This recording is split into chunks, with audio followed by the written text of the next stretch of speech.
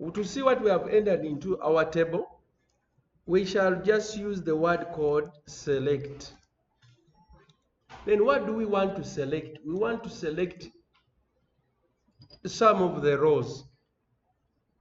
Okay?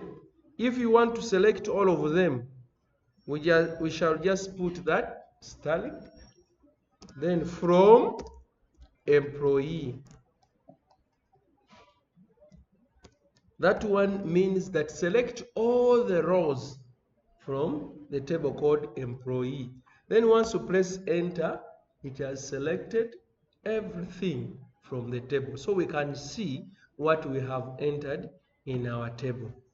If you are interested to only select their names, you will just say select emp name from employee. Terminate.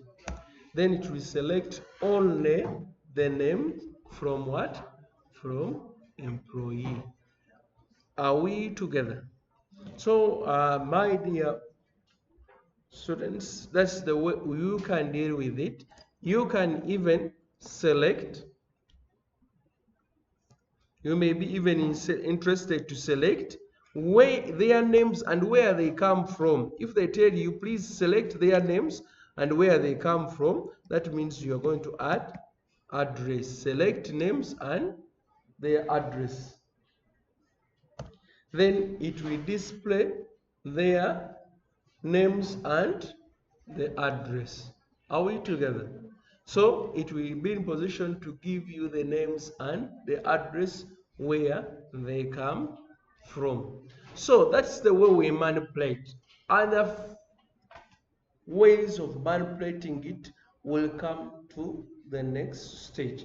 But at least we have got the starting point on how to use our database using MySQL to create a table, to create even the database itself, and then put the data into that table, and then even start manipulating, displaying what you already have into the table.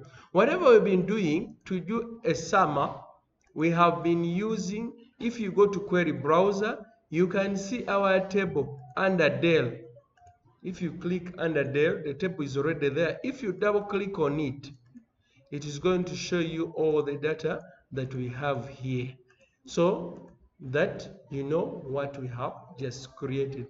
So you can add 1,000 records and then you manipulate accordingly. So we have learned how to put in data and many other things using command line. We are not using query browser, and that's the process that you go through to have it done.